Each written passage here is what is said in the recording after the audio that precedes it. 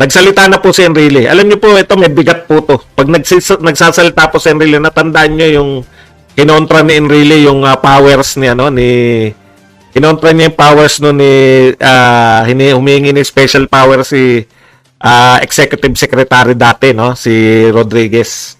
Nung kinontra niya yan, nauwi yun sa pagkasibak, no, ni Rodriguez. Ano pa? Basta marami po na influential po talaga si Enrile. Natutuwa po ko kasi ang tagal na nating pinapanawagan to. Yung pinagmamalaki ng mga senador na heads must rule. Sana po matuluyan na sila rito sa si Enrile na po nananawagan na heads must rule. Nagsusuri lang. Sorry lang ang katapat ng mga perwisyong ginagawa ninyo sa airport. Ano sabi ni Enrile? May katumbas yung kayo tinanggap kayo sa katungkulan nyo bilang trabahador sa NAIA, kung sino man yung dapat sisihin dyan sa panibagong brownout. May katumbas po na yan, na yung bigat po, yung parang, hindi po yung simpleng brownout, yung epekto po niyan no?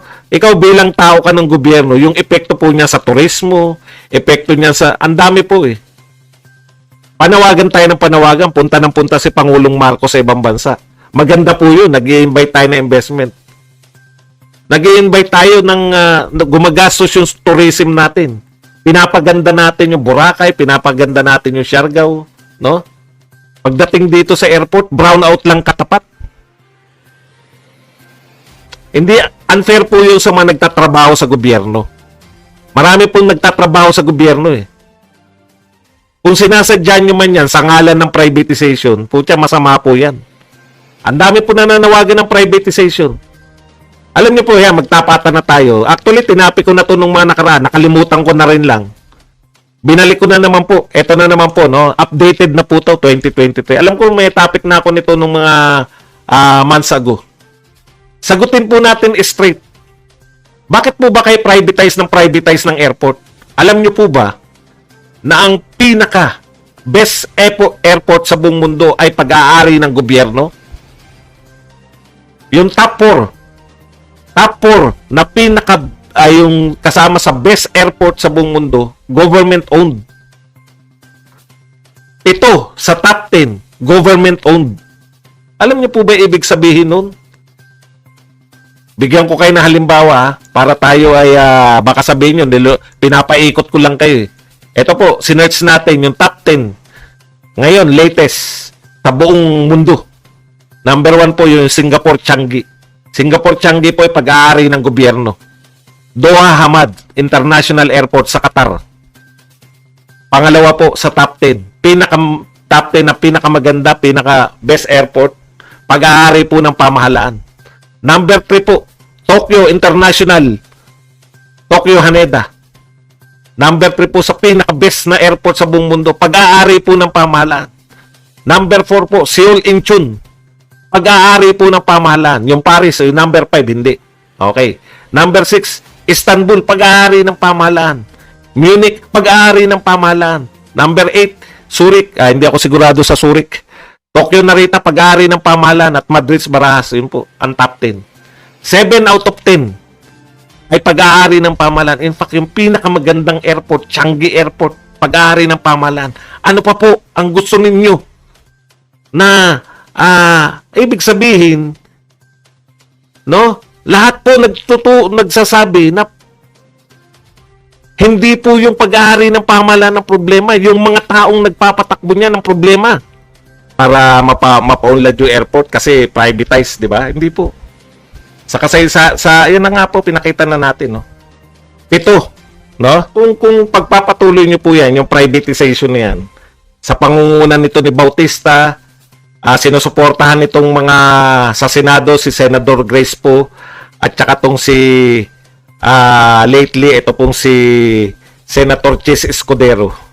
Magbigay po kayo ng magaganda. Ako, ganito lang Sa Pilipinas na lang, ano ang na-privatize na gumanda po ang takbo?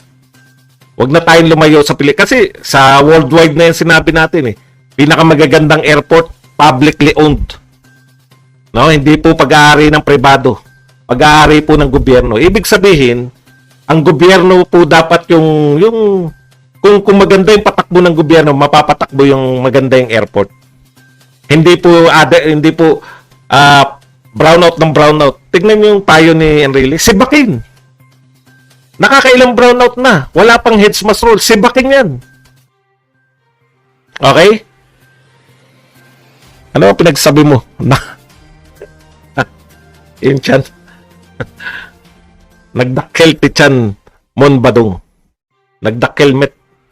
Ayan, naiintindihan ko. Mga simple lang yan. Mga kapatid, kumikita ba yung airport? Kumikita. Bakit may ibibenta? Putang naman no, kalokohan. Kung sino yung mga kumikita eh. Okay, punta na po tayo sa ibang usapin. Ito po, may mga nagpapadala sa akin eh. Hindi ko nababanggitin. Yung iba kilala nyo na eh. Hindi naman to lihim, no? Uniteam ako. Uniteam. Ang problema po ganito. Ang Uniteam po si BBM at saka si Sara Duterte, no? Uniteam po 'yan. BBM, Sara Duterte. Wala akong pakialam sa mga nagsasabi na sila ay Duterte pero hindi naman supporter ni Sara. Hindi sila kabilang sa Uniteam. Huwag na tayong magbulahan. Maraming gumagamit sa pangalang Duterte. No? Pero para kunin lang yung mga supporters ni Duterte at dalhin sa kandidato nila. Ginawa nila yan, di naman sila nagtagumpay. Di ba? Sara Duterte 'yon. Pag balik ta rin yung man ng mundo, anak yan ni Tatay Digong, sinusuportahan niya ni Tatay Digong. Si Sara Duterte sumusuporta sa kanyang ama, ang ama ay sumusuporta sa anak. Wala kayong pronouncement na makikita sa mag-ama na hindi nila sinusuportahan yung mag-ama. Yung isa't isa pala.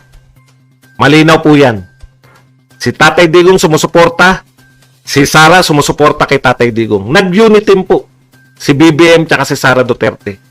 Ang tagal na po, no? Ewan ko kung saan pa po eto ngayon na nangyari. Marami na pong umatake sa mga Duterte. Wala, inaayaan lang natin kasi halos isa lang yung sikat nun.